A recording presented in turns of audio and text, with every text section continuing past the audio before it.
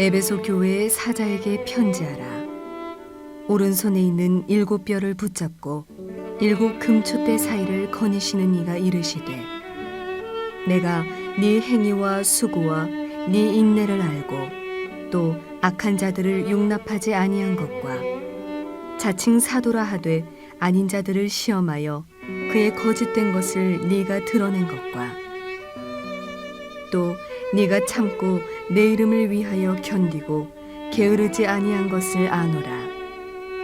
그러나 너를 책망할 것이 있나니 너의 처음 사랑을 버렸느니라. 그러므로 어디서 떨어졌는지를 생각하고 회개하여 처음 행위를 가지라.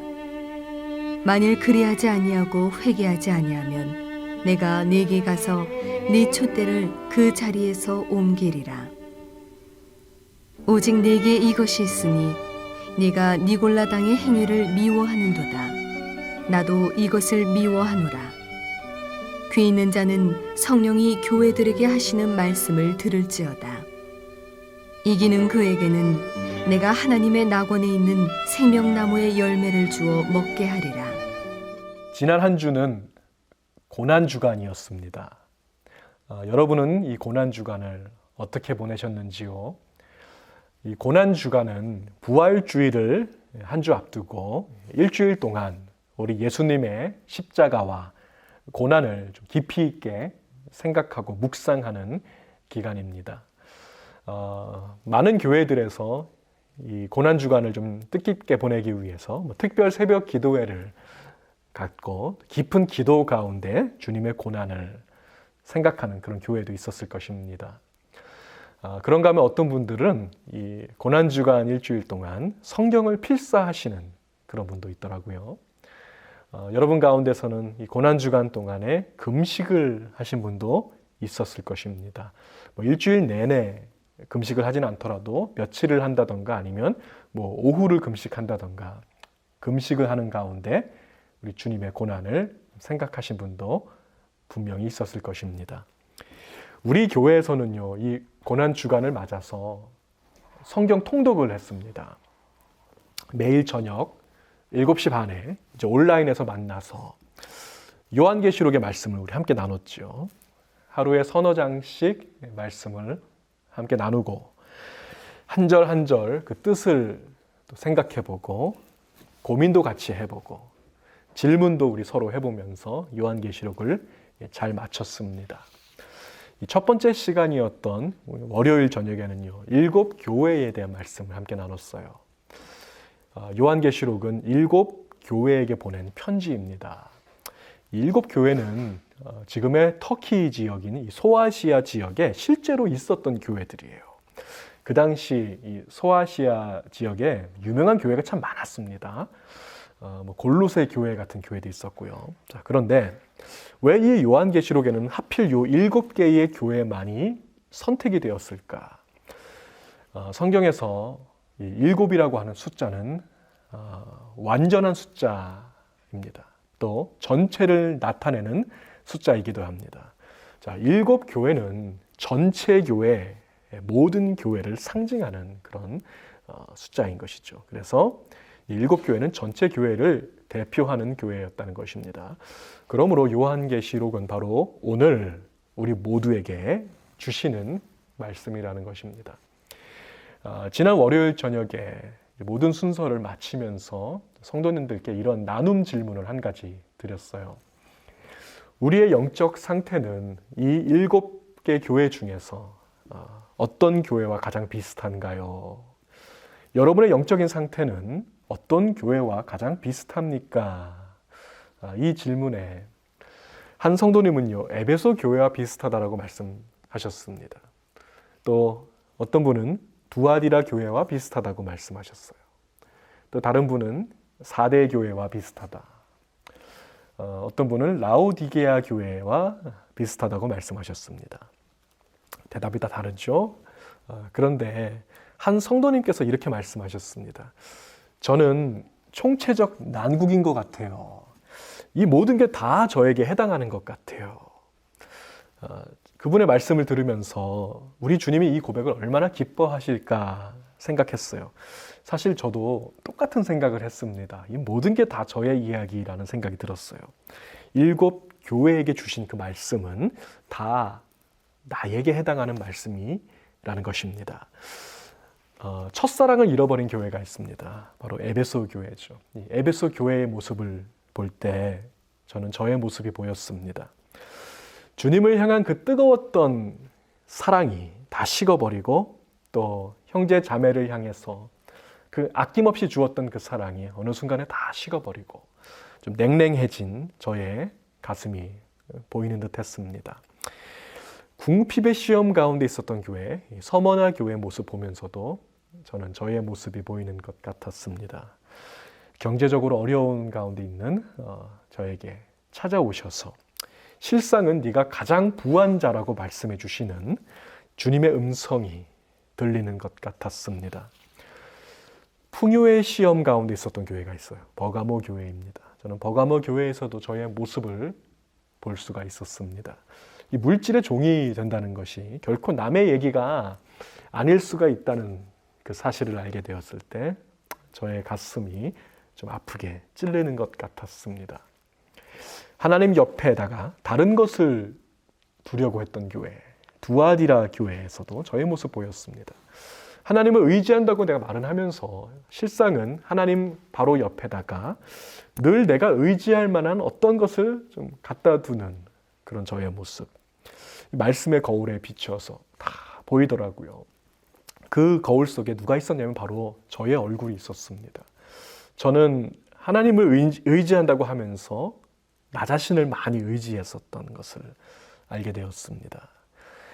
영적으로 깊이 잠을 자고 있었던 교회, 4대 교회를 보면서도 저의 모습이 생각이 났습니다. 영적인 감각을 상실하고 영적 감각과 영적 세포가 다 죽어서 마비되어 있는 그 나를 찾아오셔서 나를 흔들어 깨우시는 그 주님의 손길이 느껴지고 그 주님의 음성이 들리는 듯 했습니다. Wake up, wake up, 일어나라, 빛을 발하라. 주님의 음성이죠. 가장 작은 교회였던 빌라델피아 교회에서도 저의 모습이 보이더라고요. 작다고 실망하지 마라. 너는 장차 하늘 성전의 기둥이 될 것이다. 말씀하시는 주님의 위로의 음성에 제 마음이 많이 감동되었습니다. 착각 속에 살고 있었던 교회가 있어요. 라오디게아 교회에서도 저의 모습이 보였습니다. 미지근한 저의 영적 상태를 바라보시면서 그것을 내 입에서 토하여 버리겠다고 말씀하시는 주님의 단호한 음성에 제 마음에 찔렸습니다. 주님 여전히 문 밖에서 노크하시고 두드리고 계신데 두드리는 그 노크 소리를 못 들은 채 했던 저의 고집이 보였습니다. 주 안에서 사랑하는 우리 성도 여러분, 오늘 여러분의 영적 상태는 어떤 교회와 비슷합니까? 말씀 속에서 나의 모습을 봅니다. 말씀 속에서 바로 우리의 모습 봅니다. 그리고 이런 나를 오른손으로 붙들고 계신 주님을 바라봅니다. 우리 주님은 7 금초대 사이를 거니시면서 우리를 돌보고 계십니다. 여전히 문 밖에서 두드리고 계시는 변함없는 그 주님의 초청이 오늘 우리의 발걸음을 움직여서 문가로 향하게 하게 될 것을 믿습니다. 주님이 이제 다시 우리의 안방으로 들어오소서. 중심으로 주님을 여러분의 안방으로 모셔드리는 제가 되고 또 여러분 되시기를 바랍니다. 7 교회 중에 첫 번째로 나오는 교회, 바로 에베소 교회입니다. 이 에베소 교회는 바울이 세운 그 여러 교회들 중에서 바울이 가장 많이 공을 들였던, 바울이 참 많이 사랑했던 교회였어요. 바울은 그 바쁜 와중에서도요, 3년이나 이 에베소 교회에 머물면서 성도들을 양육하고 훈련했습니다. 에베소 교회와 헤어질 때 그 에베소 교회 장로들에게 이런 작별 인사를 했어요.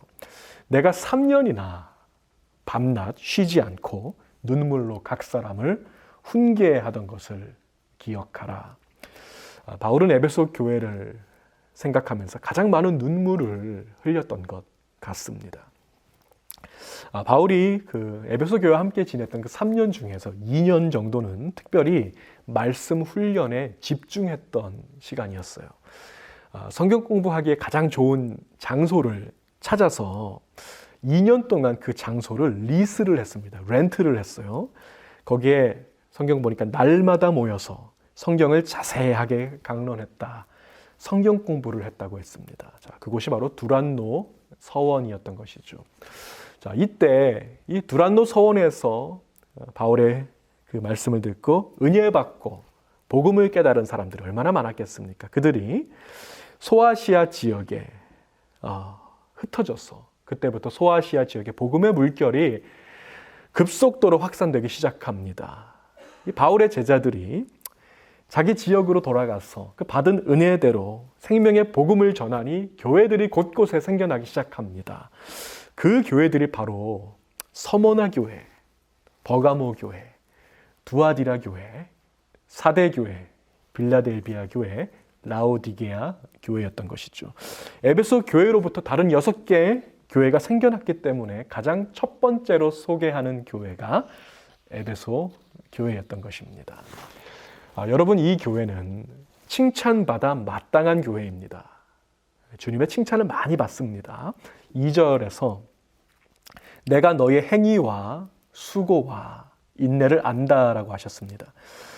이 세 가지는요, 바울이 즐겨 쓰는 표현이죠. 데살로니가 교회에 보낸 그의 편지에서도 바울은 너희의 믿음의 역사와 사랑의 수고와 소망의 인내를 안다고 했습니다.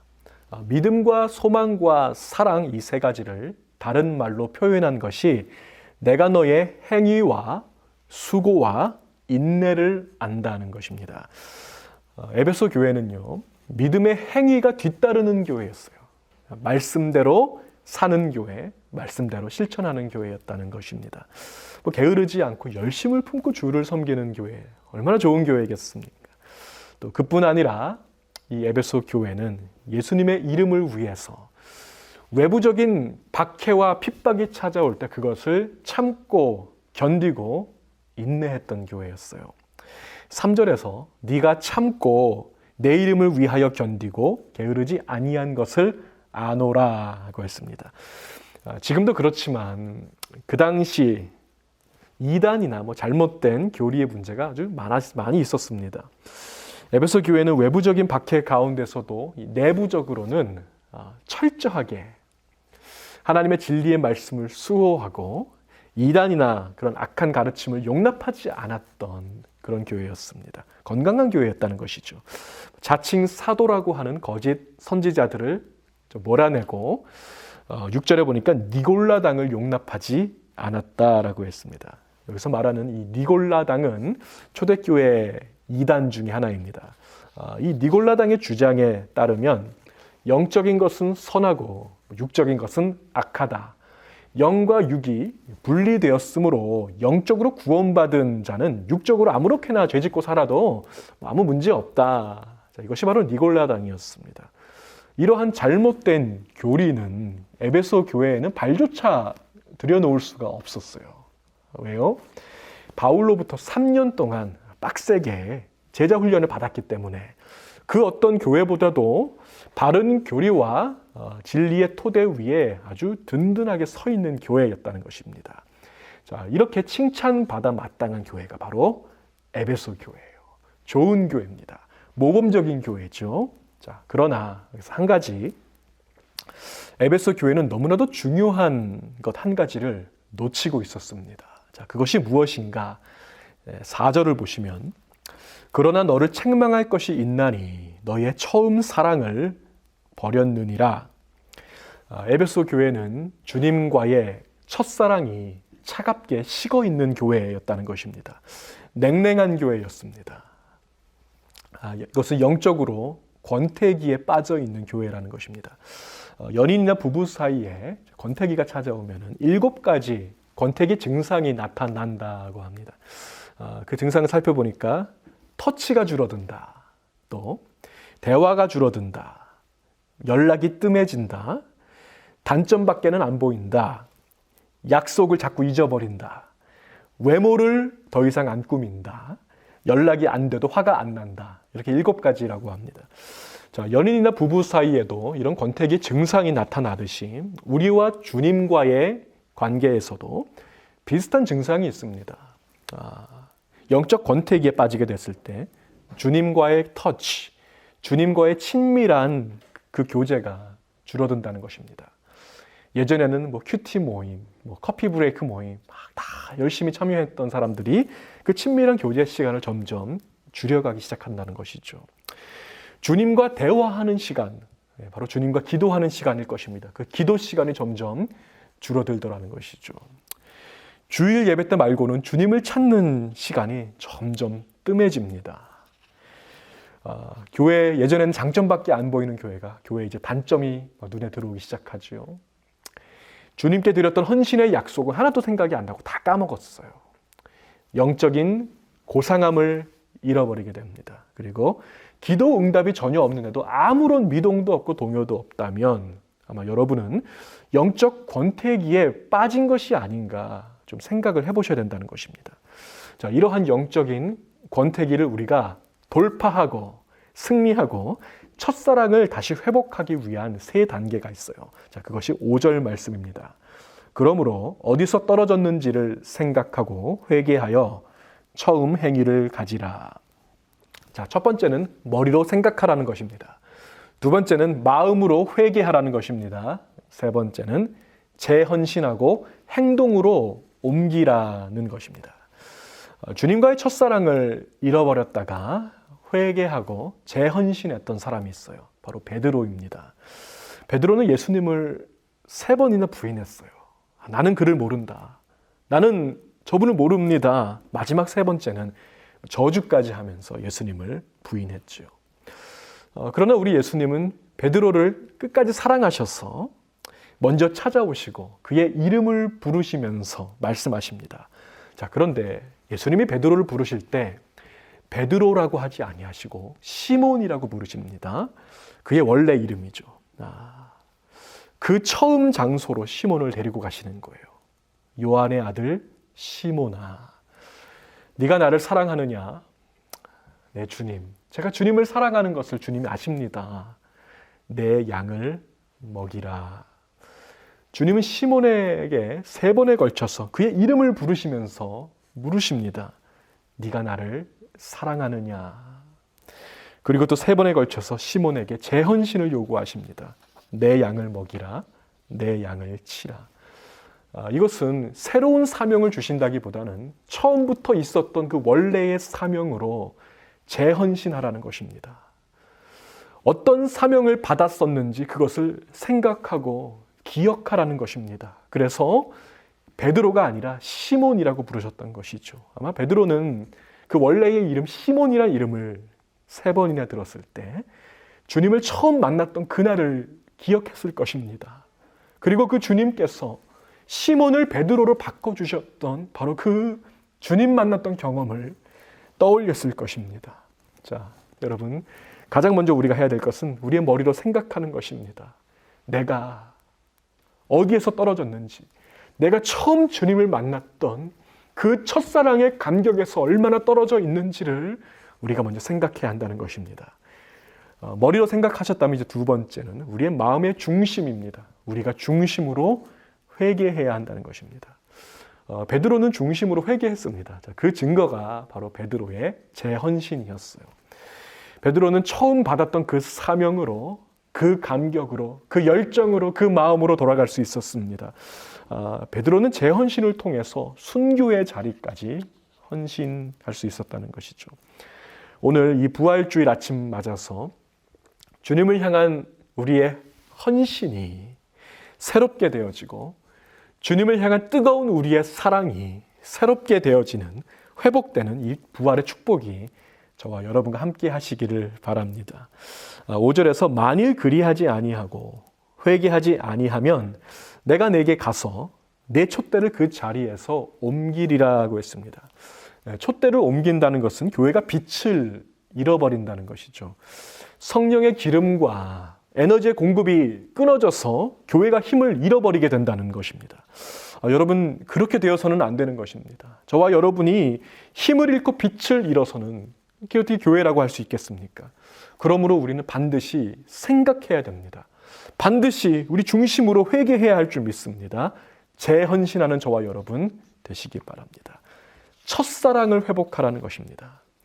그 어떤 부활보다 주님과의 사랑이, 주님과의 첫사랑이 다시 살아나게 되기를 소원합니다.